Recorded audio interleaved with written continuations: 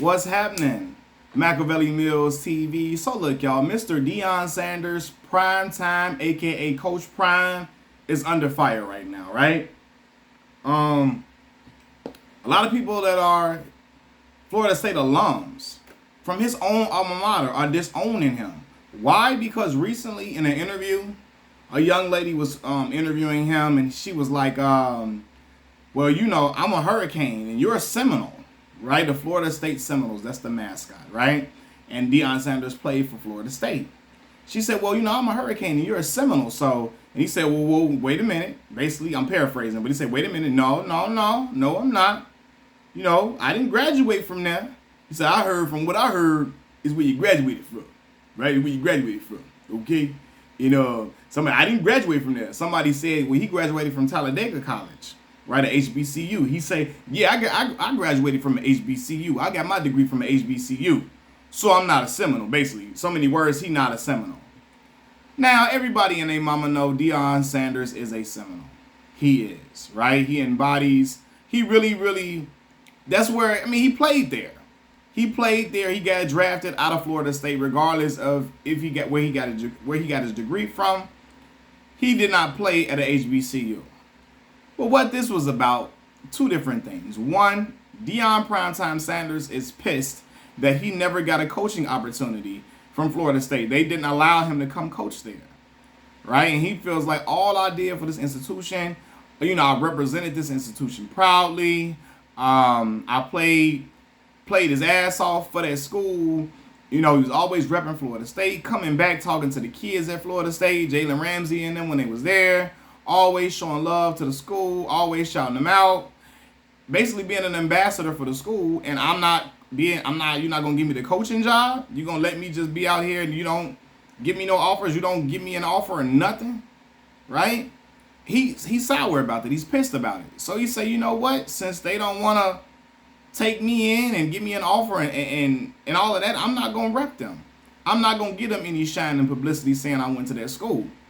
But what happens is you got a lot of pissed off alums who feel like, yo, we pride ourselves on being the school that Deion Sanders came from, right? And if he don't want to rep us, you got people saying fuck Deion now, right? They feel like now Deion Sanders is backed into a corner, okay? Because since he's been in Colorado, I remember when he first left Jackson State, all the Deion Primetime Sanders fans, Deion, the Primettes, all the Primettes was telling y'all HBCUs, y'all better be lucky he ever came, talking all that shit. You better be lucky he ever came. Y'all lucky he came to that school. And we like, hold on, lucky? He came here because this is the only place, like a HBCU was the only schools that gave him a chance to be a head coach. Even his own alma mater gave him their ass to kiss. They say, hell no, you ain't coming up in here coaching first. You better take your ass down the pipeline first, and then you come over here and coach. That's what they told Prime. Take your ass to the back of the line, okay? And they was all, y'all don't know nothing, man. Listen, I saw people telling us like, oh, you see the difference between the love he's getting at Colorado and the love he's got at Jackson State? Everybody at Jackson State is trashing him. And look at all the love he's getting from the Colorado fans, right? All the love he's getting elsewhere.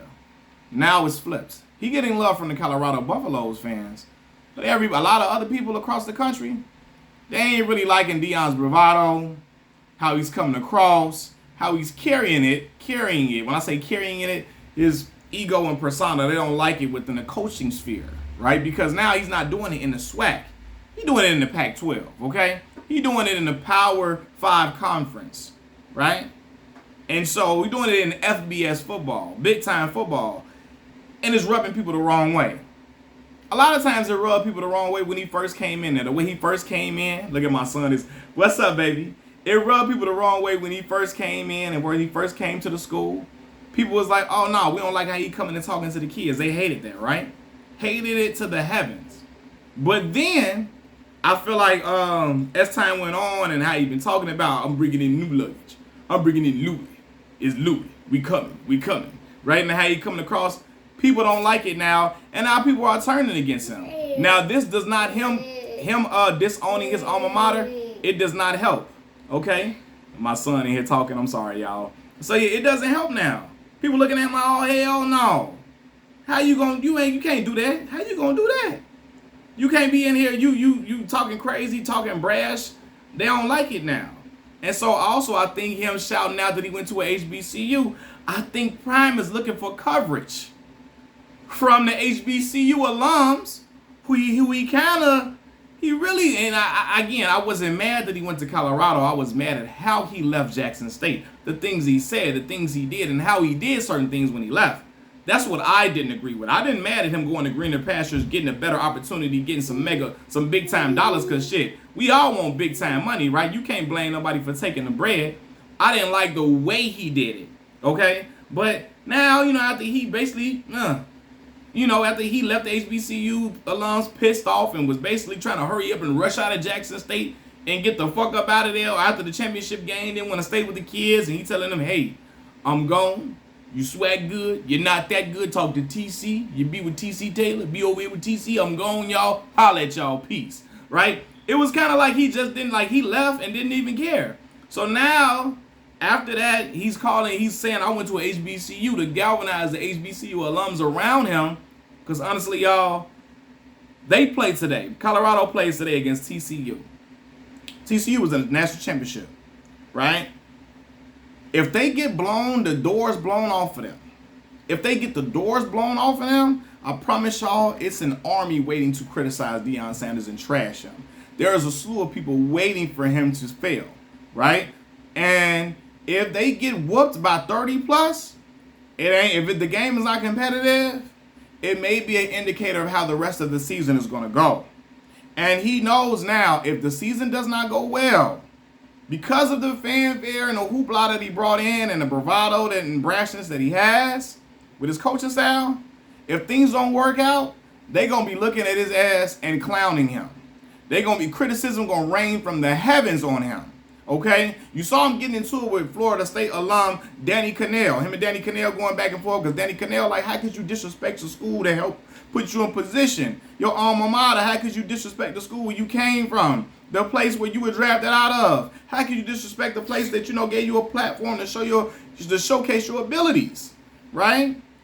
And he like, hold on, stay out of grown folk business, Danny, stay out of grown folk business. You know what I mean? The prime time, not Danny time. The prime time, not Danny. And Shadur, Shalami, what the other doing? Shalomi, whatever they Shadur, Shalomi, Shalom.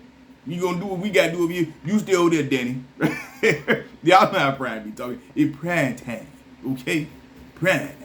You know what I mean? But anyway, yeah, he getting into it with Danny Cannell and all of that. But a lot of people are looking at, hey man, they think Deion gonna fall on his face, and it's a big jump. He brought in a lot of recruits from a team that was 1-11 last year, so he brought in a majority. All these dudes is Deion guys that he wanted to come into the program.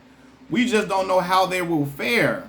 We don't know how they will fare when it's time for them to go and play in these big lights. We don't know. We don't know how they will play. I'm wishing the best for Shadur Sanders because I really, really do like Shadur. I think Shadur could be a really good talent, but we got to see how he plays within the Pac-12 with these defensive backs who are super, uber talented. And I hate to say it because I'm a SWAC alum, right? I'm a SWAC alum. See, in the SWAC, bro, if you got the talent a lot of times, you can just beat everybody else because the talent that Deion can bring in is a talent disparity, a gap, right? And I'm not saying it's talent in the SWAC, but if you got a certain amount of talent, you can beat guys based on talent in the SWAC, right?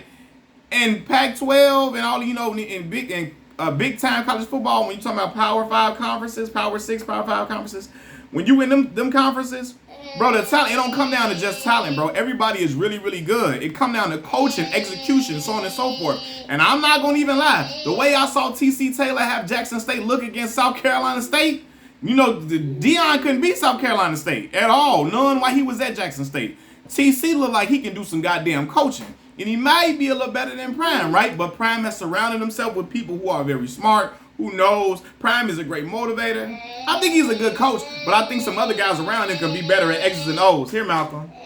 Here, baby. So, yeah, man. I don't know, man. I think some people feel like Prime is bitten off more than he could chew. Okay? And if things don't go right, people gonna be trashing Prime. Even people at Colorado. And that's why I said people like, y'all should love he getting in Colorado. And I said, I promise y'all, Prime better not be on the losing end on a lot of them games. They better not be getting blown out. They better not only win 3-4 games. The tide can turn on Prime very quickly. Okay? And Prime, I think Prime is feeling the pressure. I think he used to pressure because he's an elite athlete and all of that. But it's a difference when you got pressure when you're the talent on the field. He know what he can do. He's relying on his kids, the young men that he's coaching up to be the people who live up to the expectation, live up to the hype that he's saying out of his own mouth, right? He's relying on them to be the ones to be the straw to stir the drink, to be the people who execute. And so I think it is like he know, like, hey, this is this is a big challenge right here. You know, and he talk a big game, but it's not celebrated like that outside of the swag. See, in black college football, we embrace shit talking. We embrace trash talking and stuff like that, right? We gonna just talk shit back.